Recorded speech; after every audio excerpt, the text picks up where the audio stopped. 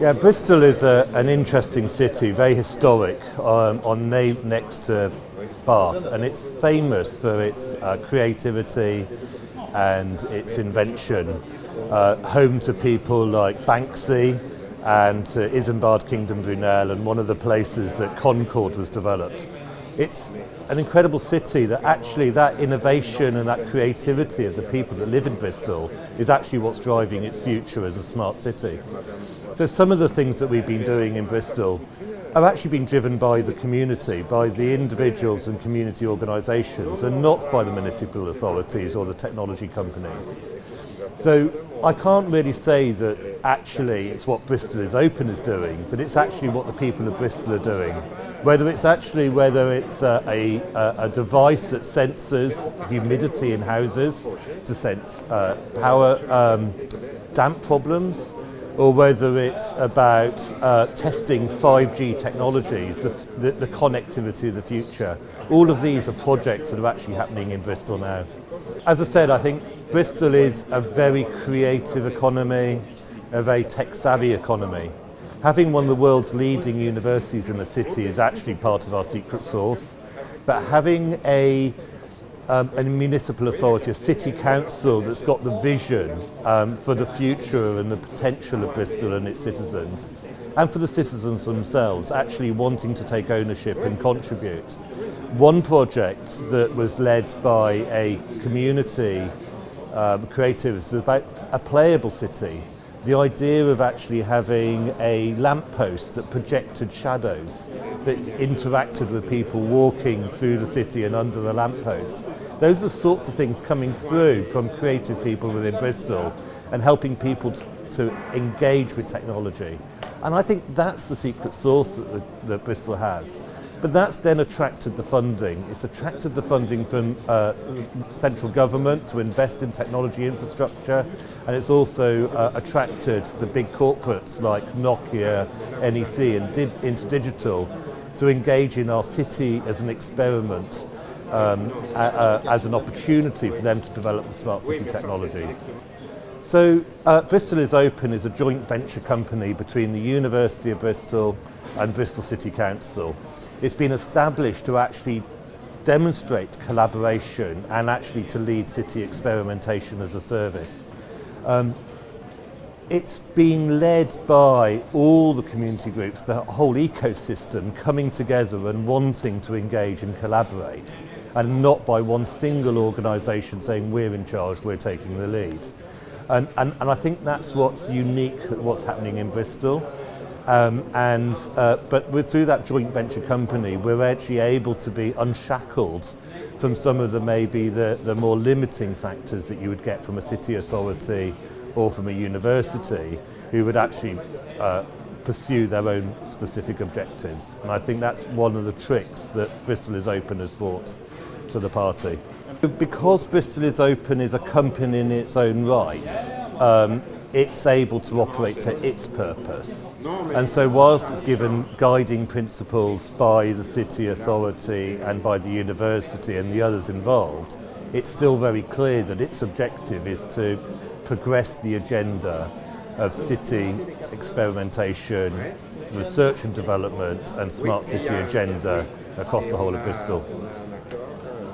How does citizen involvement fit in all of this? How do you get to reach out to them? Yes. So we work very closely with community organisations and community groups, such as the Engine Shed, which is an incubator of tech startups in the city.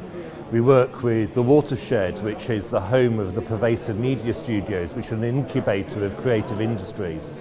We work with At Bristol, a science museum, which is engages with school children and schools to actually teach them science and for them to engage in smart city agenda. And we've retrofitted the planetarium there with a data projector so that we can do data visualization within the planetarium.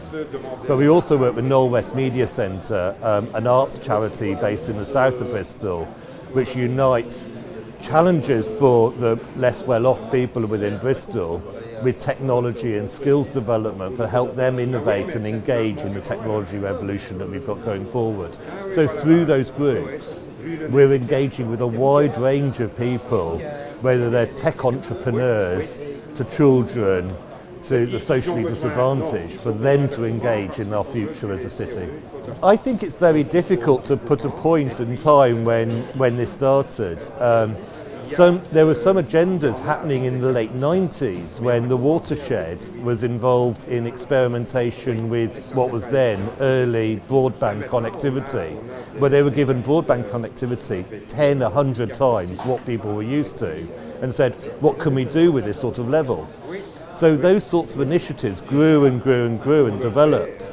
At the same time, the university, being a top 5 UK research university, has been developing technology startups and technology research that's been leading to spin out companies. And that's been developing and developing. So it's actually a coming together of all of that, leading to Bristol is Open only being formed in 2015 with an investment that was originally came from central government to actually build the infrastructure that Bristol is Open is built on.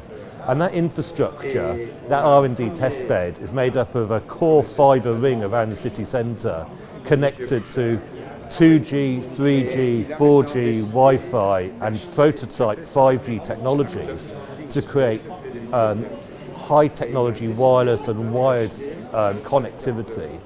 And an RF mesh canopy across the city for people to run experiments on and for them to come to us with their ideas, whether they're a corporate company, big blue chip corporate, whether they're a small enterprise startup, or whether they will be a citizen for experimentation, looking to experiment. You know, that's all developed over time and not one point in time. It's in the DNA of Bristol, I think, this innovation, and that's what's led to the smart city agenda. I think there are a number of challenges in the smart city agenda, not least of which the speed of the technology development and some of the great technologies I'm seeing here at this conference today. But they are moving very, very rapidly, and they're solving problems that sometimes people don't recognise that they've got that problem. So there's an element of technology looking for people with a problem, so that it's getting away from them. Public administrations wanting to go out and procure solutions to change the life of their citizens and the businesses within their environments move at a very slow pace compared to the speed of the development of that technology. So we need to find new ways to monetize smart cities so that actually the technology companies were able to engage with the citizen, the consumer, to actually resolve the problems for them and work at a faster pace than those that the citizens can move at. But we've always got to remember as people, is we're actually all citizens. So as well as the providers, as well as the people who are trying to solve the problems, the people with the solutions, we're actually the people who are going to benefit from them in our day-to-day lives.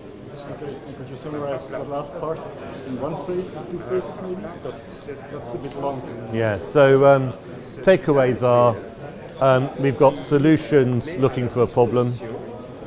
We've got slow take-up, slow speeds at which public sector bodies can do procurement, and that we've also got to think of the fact that we're all citizens and we're all beneficiaries of all this.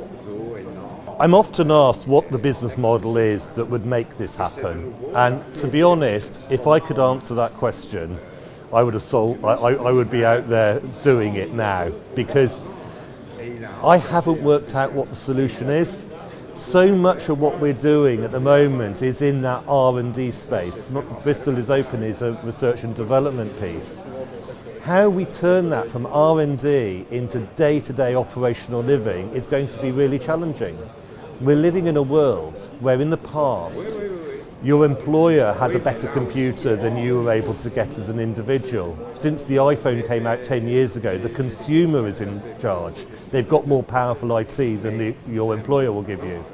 We've actually got to move to the same point of the consumerization and the consumer products and commoditization of solutions so that consumers engage and consumers buy. I think we've got a big issue whereby there's a lot of distrust in institutions.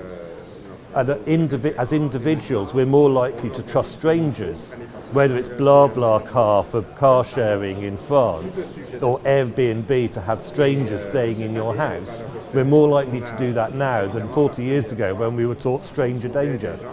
So how do you harness that and turn that into a service that can be commoditized for the providers? I don't know.